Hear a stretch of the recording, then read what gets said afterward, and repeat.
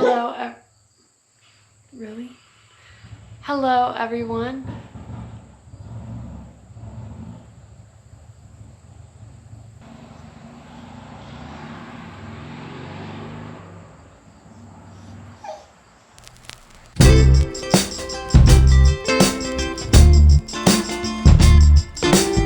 Hello, everyone, and welcome back to my channel. Thank you guys so much for tuning in. Eric has clearly set up his indoor Zwifting stuff, so his bike is here. There's a lot of random things going on, but I am really excited for today's video. It's going to be another devotional corner video, and I was inspired by this one because it's been one heck of a week. Really one heck of a year for our cars. Long story short, we've gone through, or we haven't gone through, I guess I should say. I have driven like 6 cars in the last year, either that we've owned or that we've borrowed or we've temporarily had, or old ones that we got rid of and then we got a new one. And it's just been a lot. So anyway, we're having some car troubles, and we're kind of in the process of trying to decide like the best time to get a new car, and we want to be wise with our resources. We want to be good stewards of it, of our possessions, and also of the money that God has given us. And so we want to use it to the best of our ability.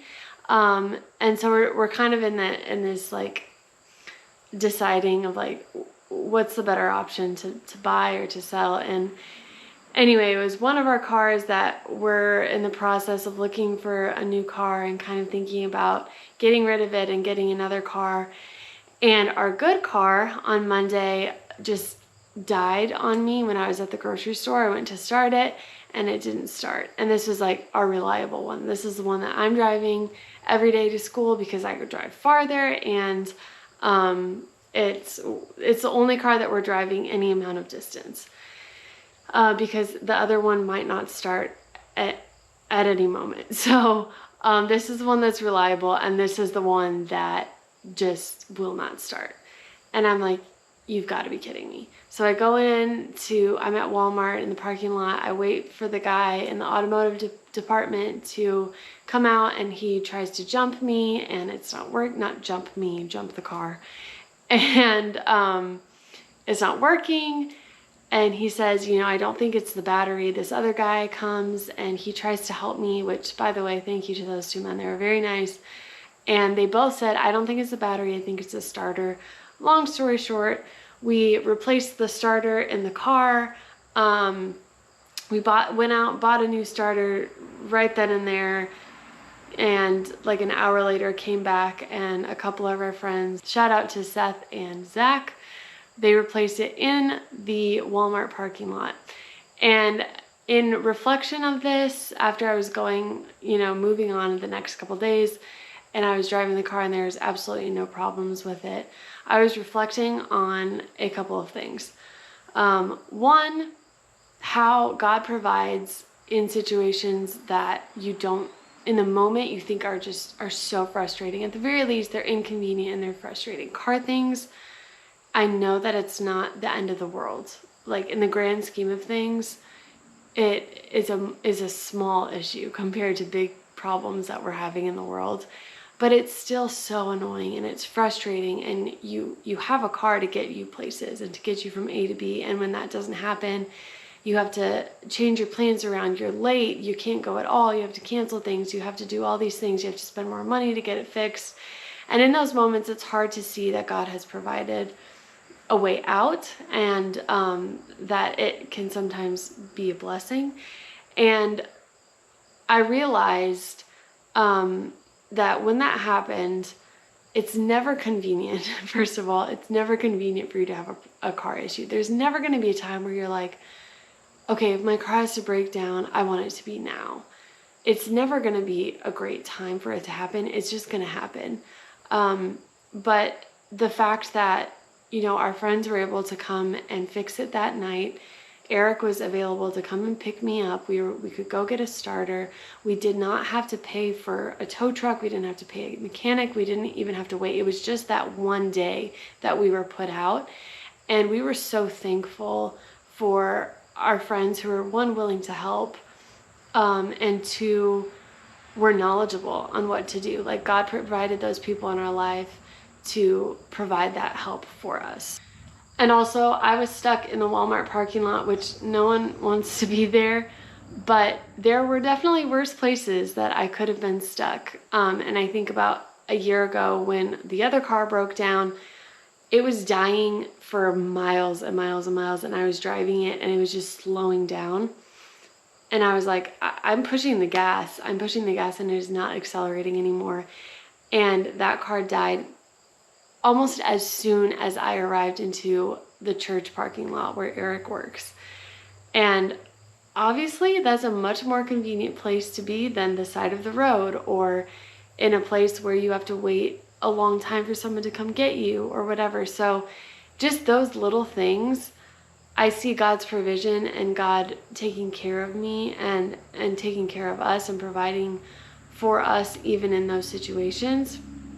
And two, I was talking to a friend who was having kind of a rough time, like relationally, and we were talking about why these things have to happen. And she was saying, like, why me? Why does this stuff continually keep happening to me? Like, is it something that I'm doing wrong? I don't think so. But why is this stuff happening to me? And I said, I feel the same way sometimes. Like, why does this have to happen? Especially inconveniences and things that are just annoying. I get that there are like trials and tribulations in our life that are going to test our faith, are going to either give us the option to turn away from God or grow closer to God. But why these little inconveniences? And in reflecting on that, I thought, sometimes it is so much easier and so much more tempting to just lose it in the moments that are just inconvenient, in the really hard struggles and difficult things that we face in life at various points. They're usually ongoing. People find out about them. There's people to support us, and I don't want to diminish those at all, but the inconveniences are the things that just get under our skin, and they just like make us snap like that. They irritate us. And I felt like God was telling me, or trying to teach me, that like, people watch how you respond to those things. People watch how you respond to your plans changing, inconveniences popping up, things not going the way that you wanted them to, things just being annoying. People pay attention to that, and they watch you, and they watch your reaction, and they see how you handle those situations. And honestly, it reminded me of a verse, and I could not remember what the verse was, so I looked it up when I got home. It is Titus 2:7-8. In everything, set them an example by doing what is good. In your teaching, show integrity, seriousness, and soundness of speech that cannot be condemned, so that those who oppose you may be ashamed because they have nothing bad to say about us. And it just reminded me that even if people are looking for ways to bring us down, people are looking for things to call us out on, to spot hypocrisy and all these kinds of things, those are the moments that we can be a testament of who Jesus is the most. And that is far more important than my inconveniences in a car. That's far more important than any annoyance that I can face in my life. And how I deal with those, how I face those, how I respond to those, how I treat those around me in those kinds of situations says a lot about who I am. And to other people, it says a lot about who Christ is. And so I think that we can use those opportunities to reflect who Jesus is, and we can choose to still be respectful, to still be kind, to still be patient, especially in those situations. Trials and tribulations do come up in our life, and we are going to face things that are real hard to overcome, and that are ongoing. But I think more often we experience these little inconveniences and these little things that just kind of annoy us and drive us crazy. But those are things that God can use to show who He is to the people around us. So I want to encourage you, if you are facing those things, because we all do at some point in one way or another, we face them numerous times, that we can be a testament of who God is and show people around us who God is. So I want to encourage you guys with that. It is not on our own power that we can do that, but it is on the power of the Holy Spirit in us. So it's not easy, but it's not supposed to be easy. We're called to suffer and to die to ourselves every single day. And dying to ourselves is really difficult when things are not going our way, but it's even more important when things are not going our way. With that being said, thank you guys so much for watching and tuning in. I do appreciate it. If you haven't subscribed, please do that already.